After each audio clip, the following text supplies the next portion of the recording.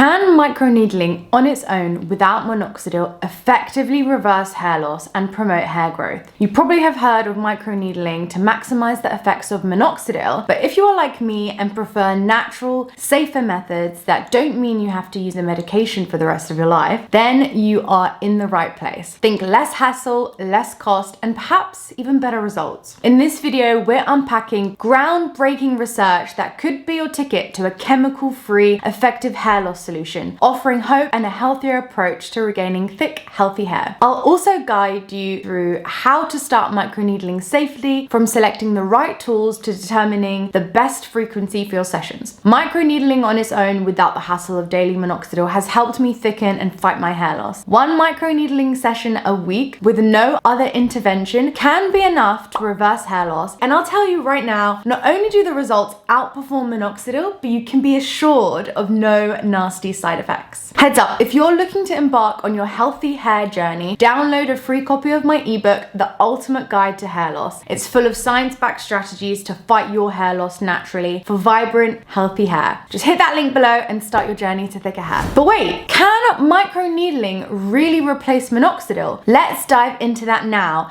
and see what the research says. Let's rewind to a groundbreaking study from India. So they divided guys into two camps, one with just minoxidil and the other combining daily minoxidil with weekly microneedling with a 1.5mm derma roller. They didn't apply minoxidil on their derma roller days. So the treatment lasted for 4 months. So the results, after 4 months, the combination group saw an amazing 4-fold increase in hair growth compared to the minoxidil only crew. The men in the minoxidil group had an average regrowth of 22 new hairs per centimeter squared in the crown area, compared to 91 new hairs per centimeter squared in the combination group. So just one microneedling session a week was enough to boost the results of minoxidil by a factor of 4.1 times. And this difference in hair counts that was evident under the microscope was also visible to the naked eye. And it wasn't just under the microscope. Even a dermatologist who was kept in the dark about who got what treatment noticed major improvements in the combination group. I'll be honest, when I first delved into these studies, I was skeptical, but the consistent results across diverse research changed my perspective. So we know that microneedling triples the effectiveness of topical treatments, but what about testing microneedling alone? Fast forward to 2022, and a study from China can help us answer this question. They divided 71 participants into 3 groups: 5% minoxidil only, microneedling only, which consisted of microneedling sessions once every 3 weeks with a total of 8 sessions, and lastly the combination treatment, standard daily minoxidil plus 1 microneedling session every 3 weeks. On the day of the microneedling treatment, this group skipped the minoxidil treatment. So that's one thing to note: don't use minoxidil on the day that you microneedle. The participants' ages range from 20 to 60, with stages 3 to 6 on the Norwood scale, so about moderate to advanced hair loss. So the result: group 1 minoxidil alone had an average of 14 new hairs per centimeter squared. Group 2 microneedling alone had an average of 21 new hairs,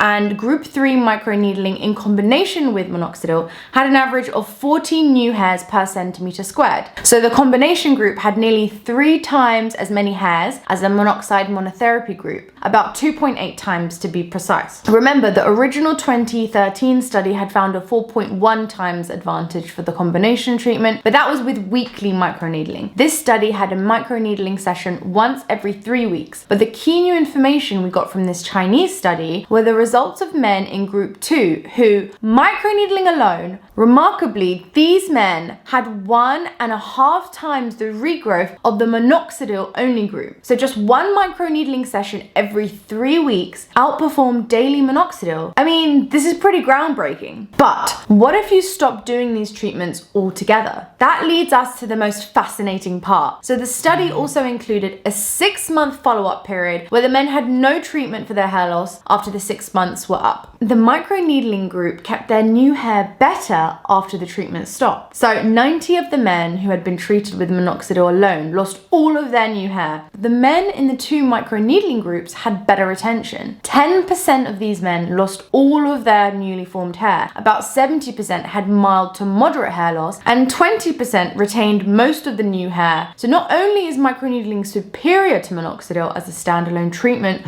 but results also tend to last longer. So what makes microneedling such a superstar? It is a 360 attack. So it enhances absorption of topical treatments like minoxidil. It stimulates hair growth all on its own, probably by releasing hair growth factors IGF-1 and breaking up fibrosis around the hair follicles. The micro injuries trigger the healing process in the body, increasing collagen and blood flow, flowing nutrients to the area and reactivating dormant follicles, helping them to stay in the resting or growth phase for longer. Based on these studies, how can you apply microneedling effectively? So to maximize your hair growth safely, let's talk about choosing the right derma roller and setting up a realistic, safe regimen. So let's just get into it. So step one, I call it the depth dynamics. This is about making sure you're picking the right needle depth. From the studies, we know that 1.5 millimeter derma rollers were used. So I would really recommend using a 1.5 millimeter derma roller. I will link one in the description. You also want to use real needles, and I talk a lot about this on my channel. Fake needle discs made out of titanium have triangular knife shape, so they cut and slice the scalp rather than going in a precise incision. So they are very dangerous to use.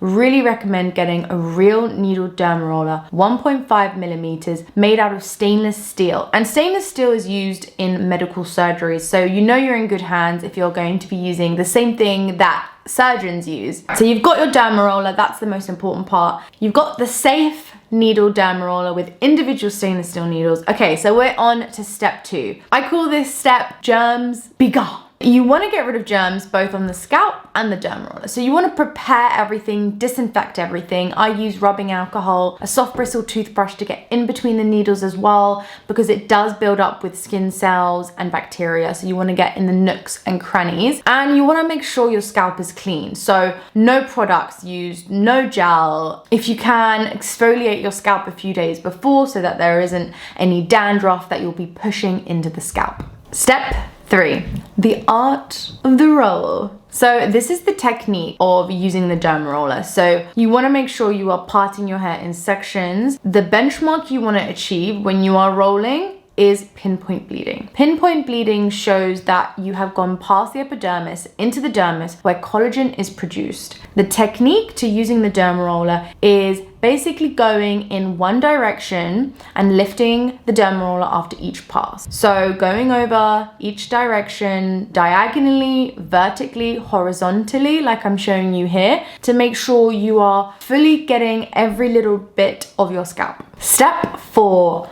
recovery rituals. So this is what you need to do after you've derma rolled. So you've microneedled, great. You really want to make sure that you are protecting your scalp from bacteria and to ensure that you're not going to introduce any harmful chemicals during this time. So no washing your hair for at least 72 hours and 24 hours for things like minoxidil. Now there is a study that has shown that rosemary oil is just as effective as minoxidil, but without the side effects. And I use rosemary oil for my hair loss. The Super Roots hair oil has rosemary and a lot of other ingredients that are backed by science. So you want to make sure you're using a nourishing cold pressed organic oil that is not full of any chemicals that could affect your scalp. So there you have it. Armed with knowledge and options, you're now ready to tackle hair loss in a way that suits you best. Don't forget to grab your free guide in the description below, and until next time, I will see you later. Bye.